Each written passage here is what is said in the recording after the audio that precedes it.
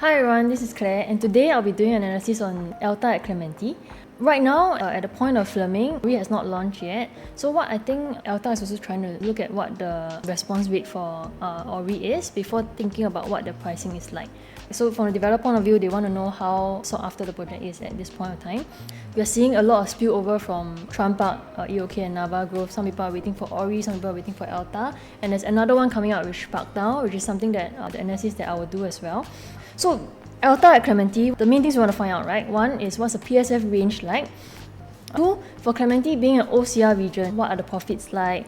And because overall you see Twin View, Park Rivera, Whistler Grand, these projects have done relatively well. And the new one that just TOP called Clement, that's the one that we are using a lot of their data to base analysis for Elta on because they're just really side by side. For Clementi being an OCR region, we also realized that because of the schools nearby, the rental yield is actually quite strong. So if you're buying this for investment, is this your best choice for both like a balance between the rental yield and capital appreciation? So I think that's what we want to find out.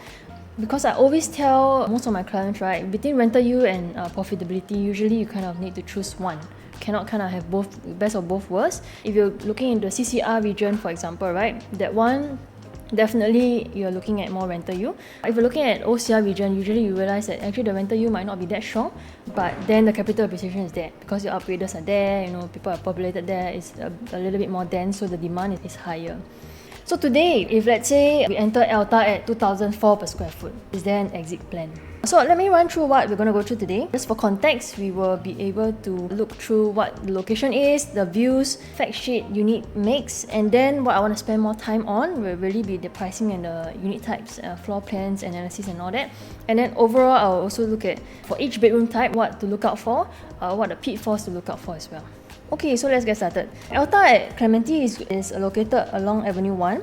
If you see the location-wise, if Clementi is really known for a lot of schools. So within 1 km, Nanhua High School, NUS School Math and Science, literally walking distance. Nanhua Primary is not within 1 km, but you also have Pei Tong within 1 km of Elta. So I think for a location like Clementi, usually you're looking at all the way from primary school to tertiary and then to university, you kind of get everything decent, good schools all around the area. So some people, they are maybe in the far west of the area, they want to move to Clementi just for the schools because then it's kind of set for the next 10 to 15 years that you'll be staying there with the convenience of your kids going to the schools nearby. In terms of location, Clementi Avenue 1, this is the plot over here. We have Clement Canopy and also Clement that just came out over on this side. So that's kind of like the last plot in Avenue 1. In terms of connectivity, it's about 15-minute walk to Clementi MRT. So I wouldn't say it's super walking distance, but if you drive right down when you come out Clementi Road, actually it's like a couple of minutes away only. Once you turn into a small road, then you're home. There are units facing both the AYE side and also the inside facing. So later I'll touch a little bit more on that. So for the AYE facing ones, this is the view that you can get if you're a very high floor. This is facing the AYE side. Beyond a certain level, you should be getting kind of like a reservoir view. So that's quite nice as well. So you come home to a good view at least. So fact sheet. Elta is a harmonized project. This is a joint venture between MCL Land and CSC Land. MCL Land, they have done Nava Grove, the recent one. They've done Park Esta, so I don't expect the furnitures to be bad. CSC Land has done Twin View and also Verdure. So I think both of them combined should give you quite good solid furnishings. So shouldn't have any complaints about that. This is 2 towers of 39-story buildings. You got 1 basement and a 3-story multi-story car park. If you look at the land size at 144,000 square feet, it's actually not that big a piece of land. Because of that, together with both Clement and Clement Canopy, the facilities are always kind of split into different levels. So later when I show you the site plan, you kind of understand why. So 2 towers of 39 stories, it's 99 years, a harmonized project, total of 501 residential units. Our number of car park lots is 400, so less 100 out of the units. Right now, based on the new rulings as well, you will not have 100% parking anymore. But because we also see a good tenant pool over here, so the parking lot shouldn't be that much of a concern. Maybe if you have a second car, then you might need to kind of on first serve basis or maybe pay an additional fee for second car. Okay, the TOP is expected to be Q1 2029. Right now, if you're looking at a new launch, the waiting time should be around 3 to 4 years. Any longer is going to be like 2030 already. It makes, so here we have 1 plus study. We have 2 bed 1 bath, 2 bed 2 bath, 2 plus study, a compact 3 bed, Premium 3-bed, only one layout type. And then 4-bedroom, there are 3 different layout types. 4-bedroom dual key and then 1 5-bedroom stack. So if you look at number of units, because the units start from 4th floor, so from 4th to 39, you only get 36 units. Here, your 3-bedroom compact has 2 stacks in total, and also the 2-bedroom 1 bath, and the 2 bath have 2 stacks in total. Okay, so based on number of shares here and the cost per share, right? At this point, you should be paying about low, including GST, low 400 a month for the 2-bed and 3-bedroom, all the way up to the 3-bedroom premium. For the 4-bedroom, you should be paying about high 473 around there. So I would say for a smaller piece of land, I think they're giving you kind of full-fledged facilities. I think it's okay, but maybe if it's down the road like 20 years later, right? If you intend to stay here for 20 years, then with the sinking fund and all, that may contribute to a higher maintenance fee. Okay, so here's the site plan. So there are 2 blocks, block 10 here, block 12. Okay, so you realize that facilities are kind of like kept here facing the AYE side or over on this side. So you see on the legend side there is one first story, third story, fourth story. So imagine from here, this strip over here, you got a multi-story car park of 3 levels. You got 1 basement and multi-story car park of 3 levels. Above it, right above it, they will have the lap pool and all the other facilities. So I think it's relatively decent, right? You got 2 barbecue pits, you got 50-meter lap pool, some wellness pavilion, you got a tennis court, you got a kids area. So I think in terms of facilities wise, for this kind of size of land, they have kind of built it into a full-fledged facility. And if you look at the show flat when you go down to the show flat in February, you should see a good view because all the units start from level 4. So the ones facing towards here, Clementi Avenue 1, they will have like a stilt and then a little bit of facade. Then your 4th level starts from there. So you're kind of overlooking into the arrival hall area, which is quite nice actually in terms of like the distance and the full openness of it because you're on a higher ground already. Okay, the ones facing here, because they are the multi-story car park, your first floor will be on the floor of the lap pool. So on the 4th floor, you can come out and then your lap pool will be there. So that is where the 4th floor starts. Okay, so for the purpose of this discussion, what we want to do is our unit type analysis will be based on 3 estimates. So I've done low floor, 2002 per square foot. Low floor facing AYE will be 2002, but the ones facing inside might be hovering around 2003 to 2004 on average. But high floor, I think what we're estimating right now is going to be about 2007 per square foot. We've come to the unit type analysis. So what I'll do is I'll go through the floor plans and then I'll go through some analysis on what you can be looking out for if whether you're buying for own stay or investment. So let's start with 1 bedroom now. If you're looking for a 1 bedroom here at Elta, the 1 bedroom harmonized project, that means full usable space, doesn't count the aircon latch over here. This is a 1 plus study. I wouldn't comment that much because right now a typical 1 plus study layout for harmonized project sits around 484 all the way to 517 thereabout. So this is kind of good in between. I guess you still get the living dining area, you got a somewhat small dedicated dining area and then a study with an aircon unit as well. So most of the people buying into 1 bedroom at Clementi. 1 bedroom Clementi, surprisingly, right, for rental yield here. For 1 bedroom right now at Clement, because that's the closest one we can reference to. Because normally for old properties versus new properties, in terms of rental, there's always like a $2 to $3 kind of per square foot difference. So people are a bit more willing to pay for new because of facilities and all that. So that will help you in a draw for tenants in future. So 1 bedroom rental at Clement right now, we're talking about $3,400 to $3,700 per month. So today, if you buy a 1 bedroom at Clementi at average $2,004 PSF, your purchase price based on 506 square feet will be about 1.2 million. Quantum wise, it actually seems very reasonable, but what is better, right, to understand is if you can get a rental at 3,500, which is kind of in between where we are at right now for Clement, your rental is actually 3.45%. For you to get 3.45% in the OCR region, actually quite rare. So usually for OCR region, we look at more of our capital appreciation. CCR region, look at rental yield. This kind of rental yield you can probably get in the city as well. But the better thing that we can look forward here is because you're being in the OCR region, the capital gains are also quite strong because you have own stay buyers coming into the market. I'm not saying that there are super a lot of own stay 1 bedroom demand in the area, but generally you still can get some good profit with at Clementi as well. So next question is, if I buy low floor, high floor, does it make any difference in rental? So if we study a bit on Clement for one bedroom, the 4th floor rental at $3,600, 13th floor rental at $3,600, 27th floor rental $100 more. So I would say one, rental yield is strong. 2, demand is healthy. And 3, do you need to go high floor for the tenant to pay more? So today, let's say tenant is looking at 2 options. One is on the 13th floor, and then one is on the 25th floor. And let's say you're asking here, for example, you're asking 3,500 here. Okay, you want to rent out your 13th floor unit, 1 bedroom at 3,500. Versus if let's say I buy 27th floor, you got a view. Here I'm asking maybe 3,800 or 3,700. For $200 more, for $200 to $300 more, the tenant will definitely go for a lower quantum one. So it doesn't really make sense to pay for more. So that's why if the strategy here is purely for investment, then go as low as possible.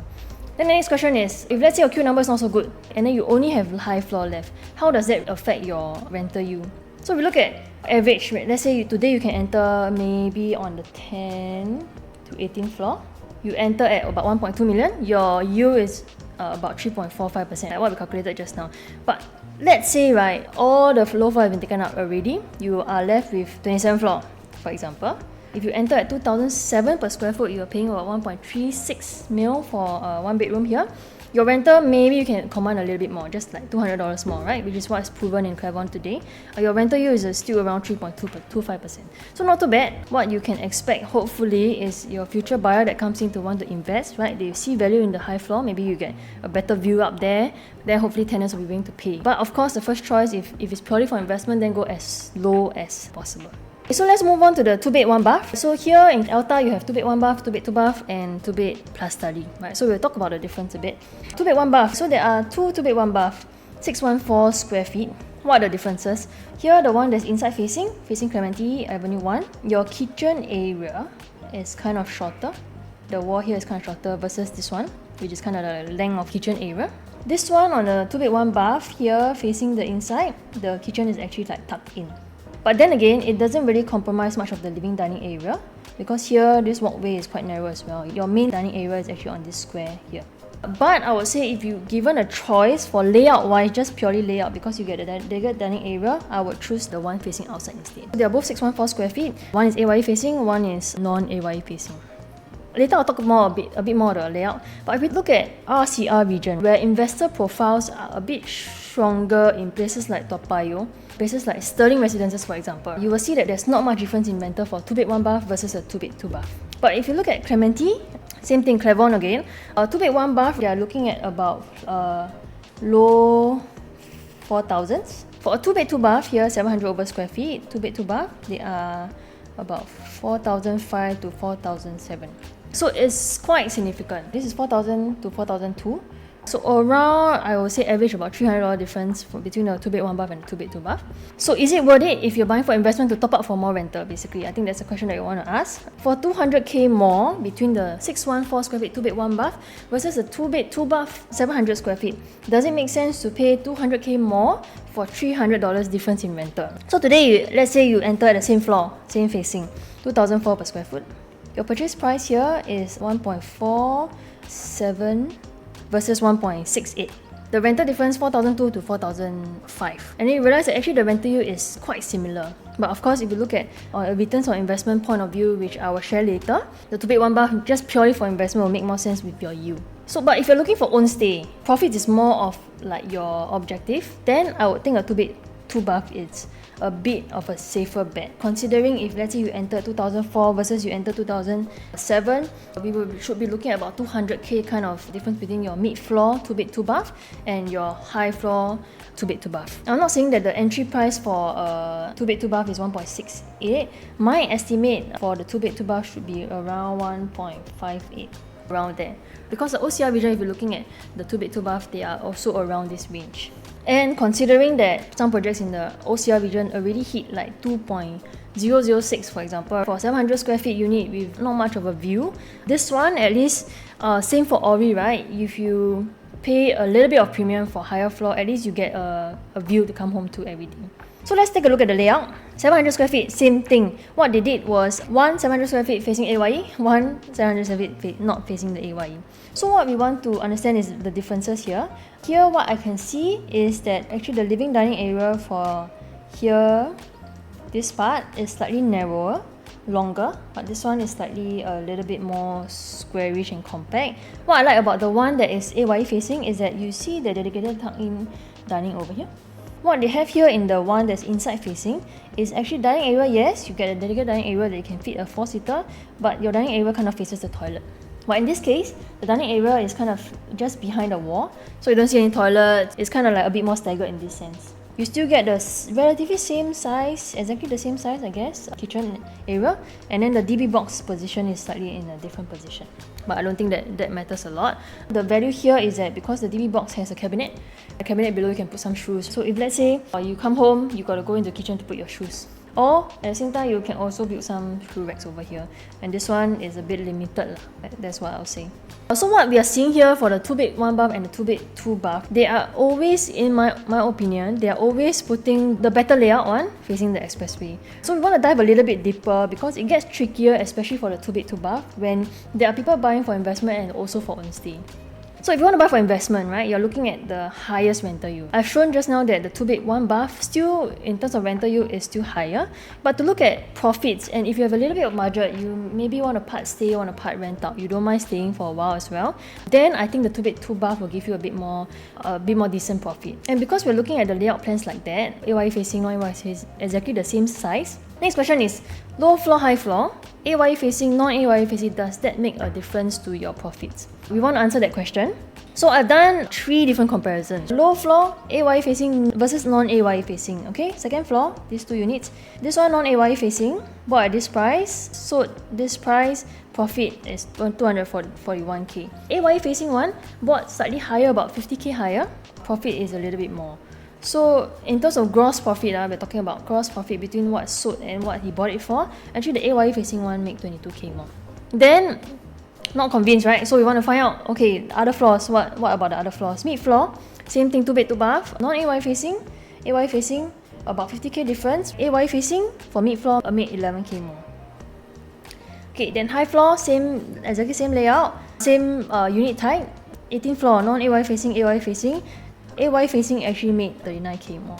So we want to understand, like, why is there more premium in the entry price for the one that's facing AYE, and then why the profit made is actually more, even though it's AYE facing. So there may be some premium for AYE facing, not AYE facing, but that depends, one, on the developer price strategy. So you see for Clement, right, they have a 50k gap, and we want to understand why. The second one is whether AYE facing or non AYE facing, choosing the right unit type is more important. And the reason is this: between the Clement 2-bed 2-bath unit types, between Sec 3 here, Sec 3 and Sec 7, the AYE facing one actually has a much wider living dining area. So when you step in the 2-bed 2-bath, you see a much wider dining area. I think it's about 3-point-something meters, or maybe at least 3.2 meters. Then that gives you the very welcoming view. So for 2-bed 2-bath, with maybe I got a little bit of budget to look at, but then again, I'm willing to pay another 50k, for example, another 80k difference. For the AYE facing one, why? Because the layout actually fits me better as an own stay buyer, to the point where I can compromise a little bit on the road noise. So in this sense, in this case study for Clement, the AYE facing and non-AYE facing, one, they actually set up a bit of premium on the AYE facing because of better layout, and then 2, really depends on pricing strategy of the developer during the launch especially. So what we want to also understand now is MCL and CSC. Every developer has kind of like a way of how they strategize to price their units. There are some that is really just, okay, I just 10k from first floor all the way to 40th floor, 10k per floor jump. There are some that will load up additional premium. So MCL then for Nava Grove, what they did was, let's say mid floor, 18th floor, and then maybe they got the 22. So they can have 5k here, 5k per floor jump. Then they will jump another 16k here, for example. Then they give you 8k here. Then between here and here, maybe you cross a bit of a better view. They will load up another 25k, for example. Then here you'll be 13k. So because Elta is also high-rise development, you've got 4th floor all the way to 39 floors, and there will be some, like let's say for the AYE facing one, there will be some floor that will cross over to where you can see the reservoir. So my prediction is that the developer will load some premium on top for ones with a better view, and also on the other side, right? So in inside facing definitely quieter, but you also will expect a bit of a jump because once you clear the school, once you clear the HB flats and all that, you get a very good view.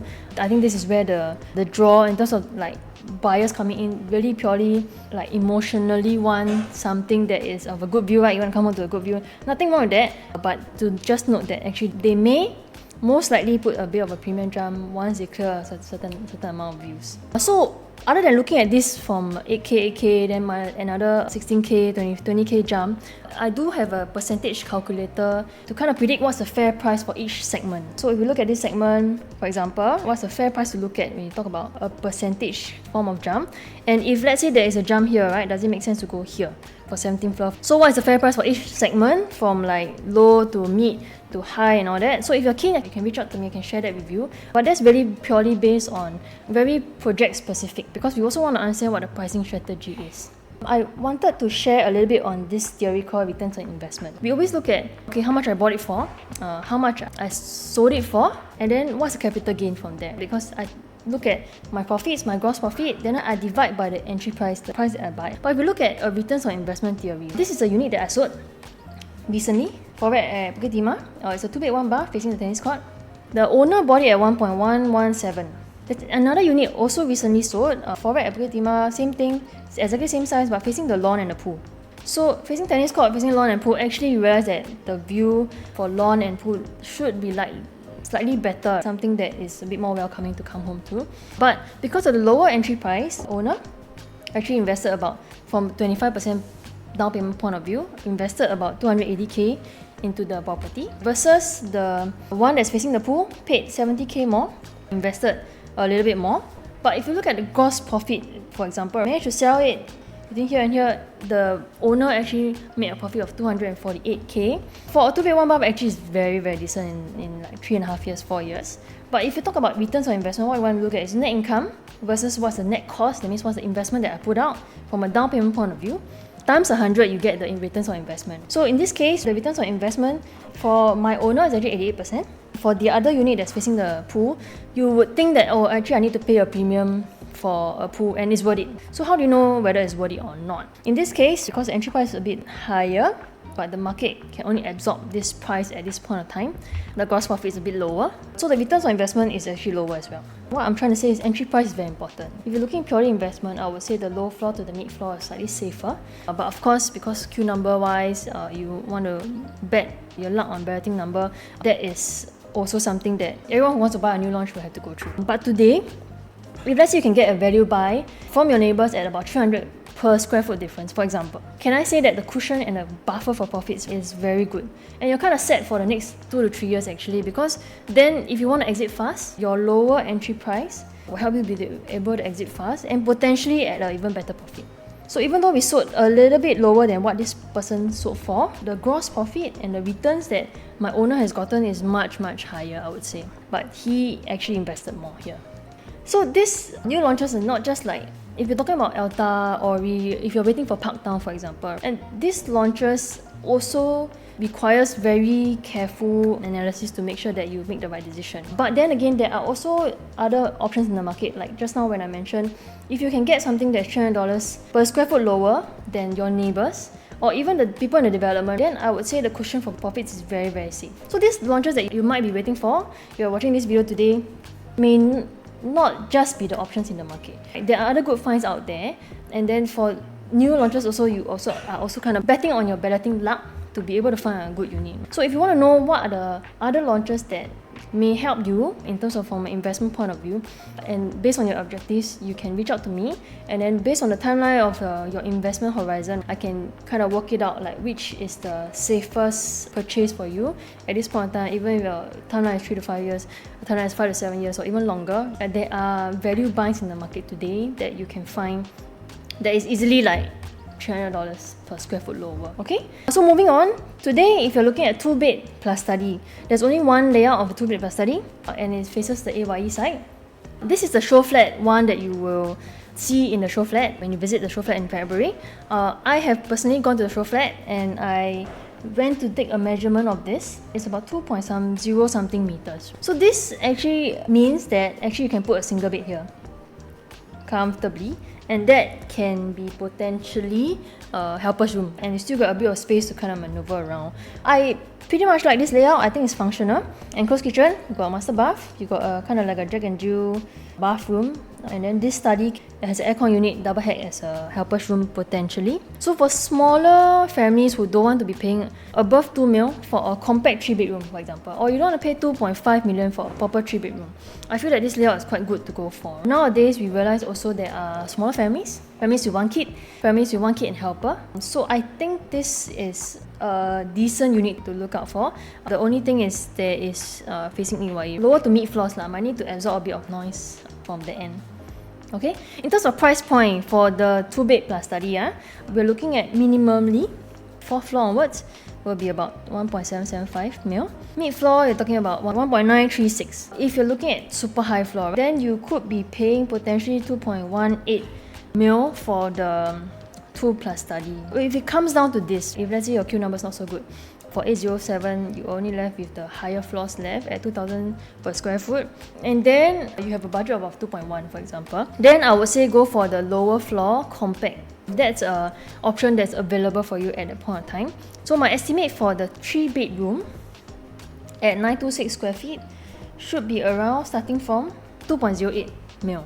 Okay, so there are 2 sets of the 926 square feet. I love that all of them are facing inside. So for the 3 bedrooms, all of them are facing inside. There's nothing much to compare. So the 3 bedrooms here, 926 square feet, they give you enclosed kitchen, and then 3 bedrooms can fit a king size bed, total of 2 baths, and then a proper living and dining area. I think it's okay, quite livable. Another 3 bedrooms, there is only 1 stack facing inside as well. We will call this a 3-bedroom compact at 1023 square feet. What they have is a dry wet kitchen, a yard, WC, and a study.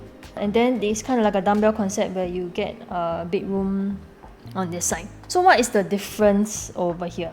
One, for the 926 square feet, I like that they have windows in kitchen, toilet. But if you look at the bigger one, there isn't a window in the bedroom 3. What I like about the bigger one is the study can actually fit a helper. So you can probably do a sliding door here, and helper can be here. She also does most of her work here. She gets a WC as well. And then you can fully enclose this area. Once you enclose this area, then her entryway to her bedroom will be here. For the 1023, they give you a wet and dry kitchen. And if you're wondering what is this WDP, it's actually a water dispenser plus a purifier. So they have like the well system for you. So it's already given by the developer. So I think whatever that they have given you so far, not too bad. Like they really have thought about what's the living lifestyle like for own stay buyers these days, and then they kind of cater for it. Okay, so Junior Master has no toilet here, but this one comes with a yard. I would think this is actually for people who have helper, this would be a better layout. But ultimately, let's say you're buying this for investment. If you're buying this for investment, we also want to understand this thing called affordability gap. Today, if let's say I'm sitting on some profits on my 4-room HDB at Clementi, and I want to upgrade to a 3-bedroom, I can sell my 4-room HDB today at 950k. It should slightly go out a little bit in the next couple of years, but maybe hit 1 mil. But I bought it at 450. So conservatively, if I sell the Clementi HDB today or 4 years later when Elta has built at 950k, my estimated proceeds is 500k plus some CPF accumulated and also used to pay off the loan. It's about 758k. As a first owner today, I want to go and buy Elta and I want to make 400k profit on the property. I would, based on 2,004 per square foot times 926, is about 2.2 mil. Exactly this one. And I want to make 400k profit on it. For my buyer, upgrading from a 4 HDB to Elta, a 3-bedroom compact, the down payment and the buyer stamp duty would cost exactly what the proceeds are. So that's the whole concept. Can I have a buyer that's willing to pay without needing to top up any cash, which is what is the ideal situation these days, to be able to comfortably upgrade with no additional cash outlay? It's very reasonable. And for you as an investor today, you want to come in, you want to buy the 926, and you want to maybe sell upon TOP, and you want to make 400k profit. I think it is quite possible in the next 3 to 5 years. to be able to sell to a family who have just sold their 4-room HDB. But if you're looking at the 3-bedroom again, affordability gap, if I want to look at the 1023 square feet, to sell at the same 400k profit, my purchase price for Elta would already be about 2.45 million. If I want to sell at a 400k profit, I will need to sell at 2.855 million. Down payment and buyer stamp duty will cost me 826,000. So that will mean I will need to top up about 60k cash. For a normal HDB upgrader with kids, maybe they will want to keep a bit more cash to themselves. So for them to be able to comfortably upgrade, it's going to be a bit hard. So if I were to choose, I will go for the 3-bedroom compact instead, just really purely for being able to let go to the next buyer easier. So I'll touch a little bit on the 4-bedroom and the 5-bedrooms. Here at the 4 bedrooms, we have one slightly smaller 4-bedroom. So just to also note, 1184, 1313, these 4-bedroom layouts are fully usable space. So what you're seeing on paper, right, is your kind of fully usable space. So if you kind of add 5% on it, actually, if you talk about non-harmonized and harmonized project, is quite comparable if you look at the neighboring developments. So 1184 facing AYE, 1313 non-facing AYE. The layouts are actually, I feel, quite functional for a 4-bedroom. So if you really need a 4-bedroom today, here, I would say they are generally quite functional. You got dry kitchen, wet kitchen, you got a yard, you got home shelter for helper. Here they give you a junior master, and then 3 proper bedrooms. I wouldn't say for 4 bedrooms it's very grand in a sense, because normally for 4 bedrooms, what is a draw is your landscape living dining area. So this one is probably about 3 meters. And then you got a kind of like a longish living dining area, which is nothing wrong, already based on preference. But if I were to choose, I would choose a 4-bedroom. Whether it's own stay or investment, I would choose something that has a landscape living dining area. So let's say I look at 1313 and I want to buy at 2003 per square foot, roughly about there. That's 1313.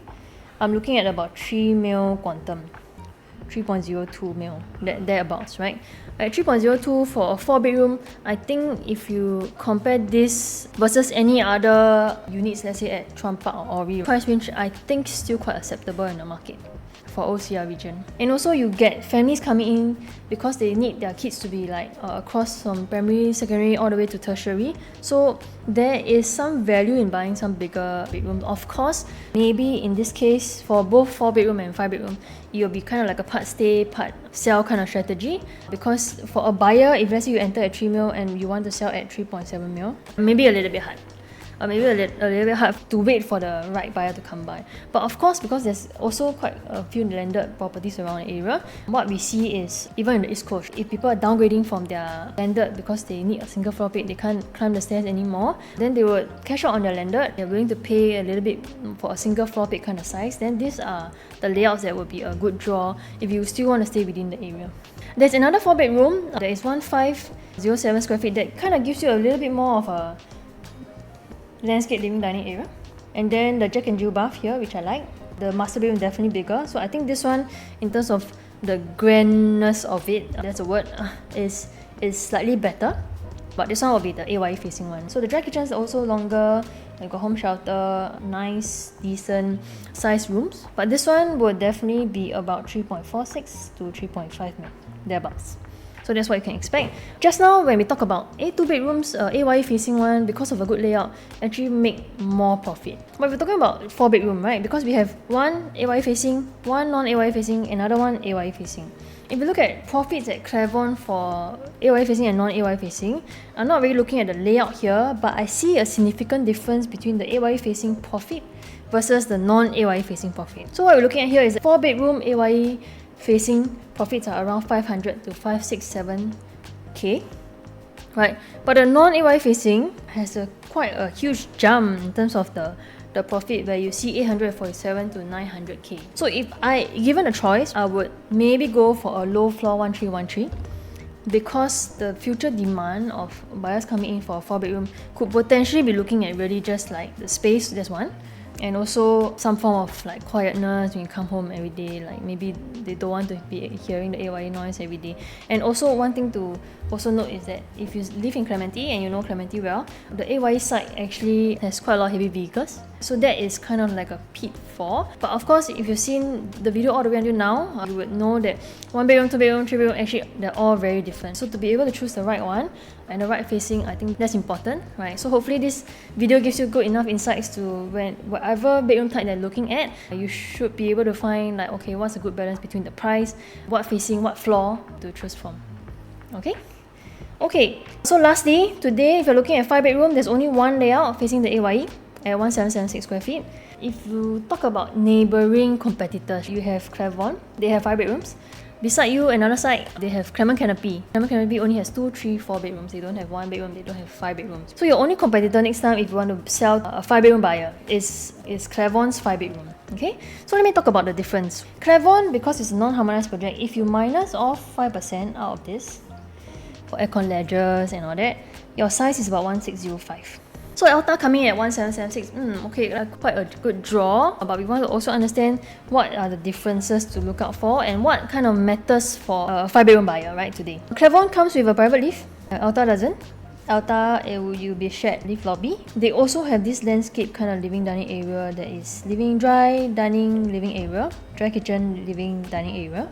Both of the junior master rooms are tucked away, right? So this is not much of a comparison.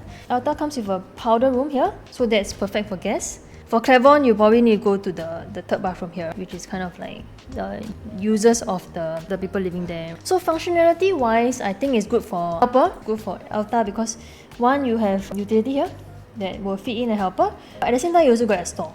But for Clement, right, once you enter back kitchen, the home shelter will have to be a helper's room because you don't have additional space for additional utility and all that. This part of the kitchen, I do like it more because just purely because of functionality. Elta also has a Jack and Jill bathroom here, which I like.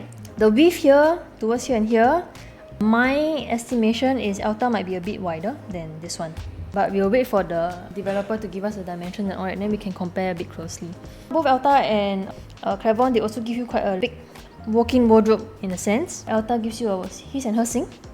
Just now I mentioned, comes with a powder room, so perfect for guests. So for 5 bedroom here, so in terms of price point, we're looking at Elta, we're looking at about 4.26 mil in terms of entry coming in to buy a 5 bedroom at Elta. Today, if I want to sell, once it TOSPs or 8 years later, 5 years later down the road, I stay for a while, I want to sell it at 5 million for example. It will be a little hard for the buyer to come by. That's why for 4 bedroom, 5 bedroom, I would say this is like a part stay, part kind of sell strategy.